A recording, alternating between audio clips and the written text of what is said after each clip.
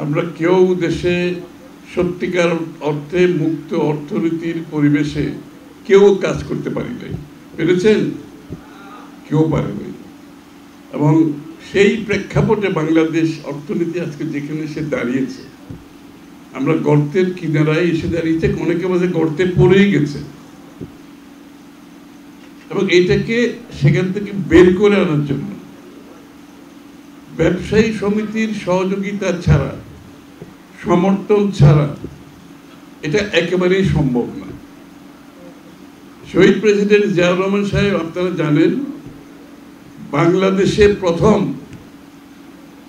যে political slogan দিয়েছেন সেটা হচ্ছে, ইংরেজিতে বলে প্রাইভেট সেক্টর লেড গ্রোথ,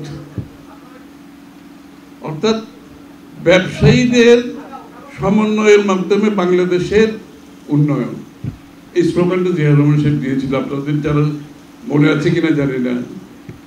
আরেকটা স্লোগান দিয়েছে উৎপাদনের রাজনীতি।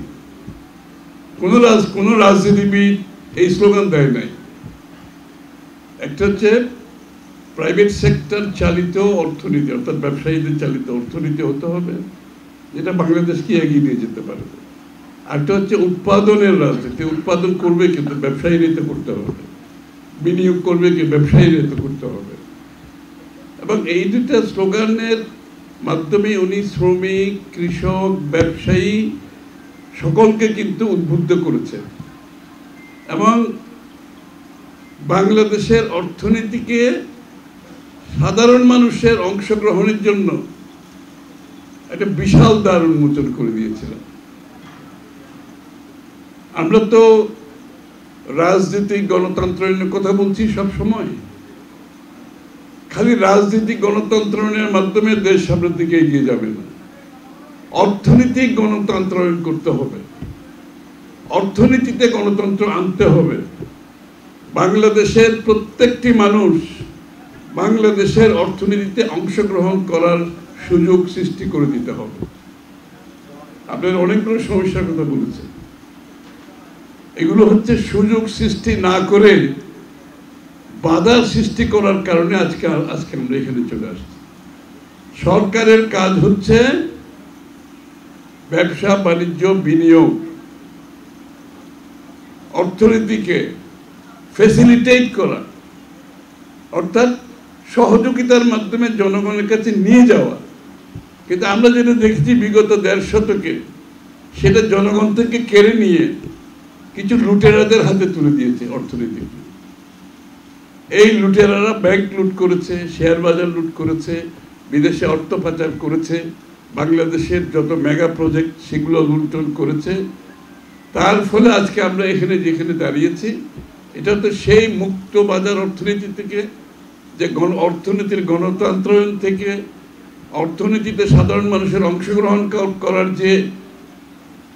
যেটা প্রতিষ্ঠিত করেছিল জিয়াউর রহমান সাহেব, পরবর্তীতে দেশনেত্রী বেগম খালেদা জিয়া যেটা অব্যাহত রেখেছিলেন, সেখান থেকে জনগণকে সরিয়ে দিয়ে তারা কিছু লোক অর্থনীতিকে কক্ষিগত করেছে, সাথে সাথে রাজনীতিকেও কক্ষিগত করেছে।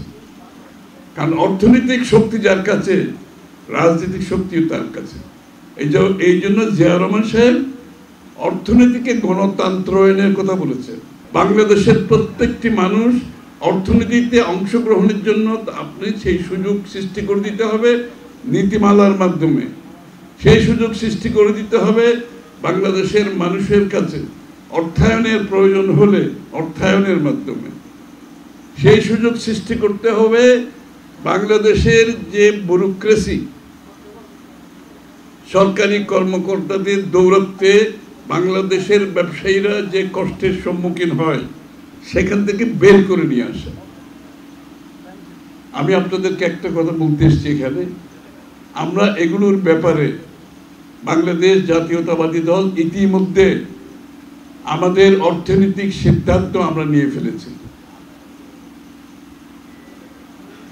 আবার সেই জায়গায় ফিরে যাব, প্রাইভেট সেক্টর লেড গ্রোথ, অর্থাৎ ব্যবসায়ীদের মাধ্যমে বাংলাদেশের উন্নয়ন। আগামী দিন অর্থনীতিতে চালু করে কে, অর্থনীতি চালায় কে, এটা তো বুঝতে হবে আগে। অর্থনীতির চালিকা শক্তি হচ্ছে ব্যবসায়ীরা। আমরা সেই জায়গায় যাওয়ার জন্য যত ধরনের আইন কানুন পরিবর্তন করতে হবে, আমি জোর দিয়ে বলছি আপনাদেরকে, সবগুলো আইন পরিবর্তন করা হবে আগামী। আপনাদের যাতে সরকারি কর্মকর্তাদের এই দরজা থেকে সেই দরজা, আর দরজা থেকে দরজারি করতে হবে না ইনশাআল্লাহ।